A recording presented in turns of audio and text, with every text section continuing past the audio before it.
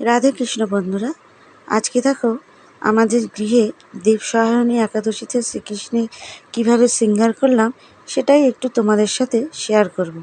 তার জন্য দেখো এই যে শ্রীকৃষ্ণকে তার ঘাগরা পরানো হচ্ছে, আর আগেই দেখালাম তার প্লেটের মধ্যে তার সমস্ত গয়না সাজিয়ে নিয়েছি।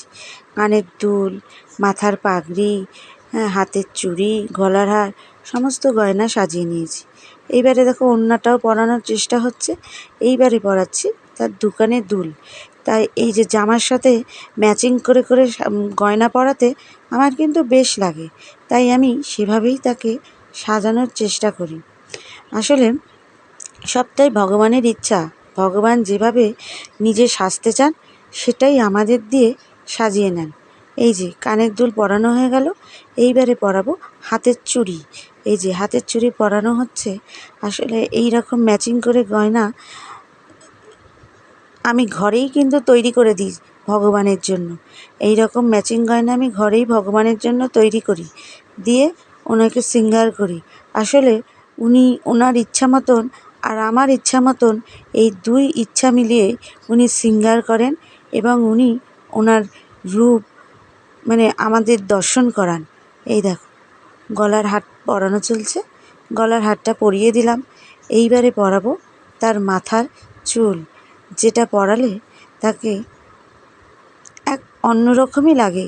এই এখন দেখো এই চুল পরানোর আগে দেখো একরকম দেখতে লাগছিল, যেই চুলটা পরিয়ে দিলাম কেমন যেন তাকে আবার আরেক রকম দেখতে লাগলো।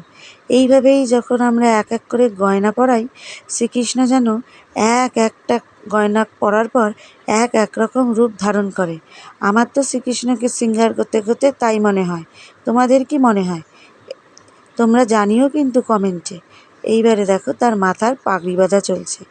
যে কাজটি করতে আমি একদমই অক্ষম, আমি একদমই কিন্তু পাগড়ি বাঁধতে পারি না, কিন্তু তবুও শ্রীকৃষ্ণকে, ভগবান কৃষ্ণকে তো সাজাতেই হবে।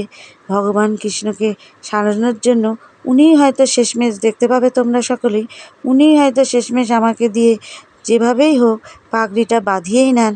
আর সেই বাঁধার পরে তাকে সুন্দরও কিন্তু লাগে দেখতে।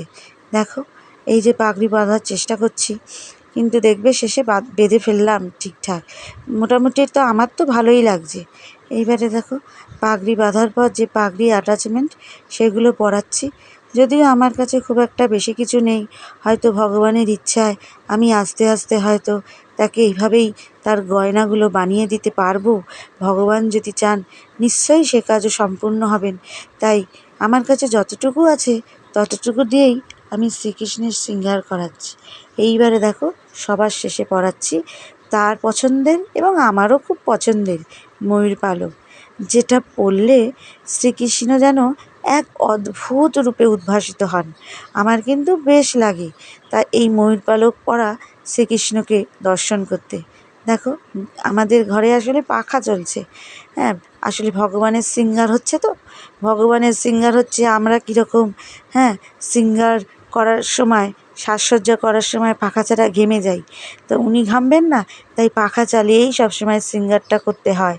তাছাড়া উনি হয়তো গরমে ঘেমে যাবেন, সেই জন্য দেখো পাখার তালে তালে ময়ূর পালকটা কেমন দুলছে, তাই বারবার করে ওটা ঠিক করে দিতে হচ্ছে।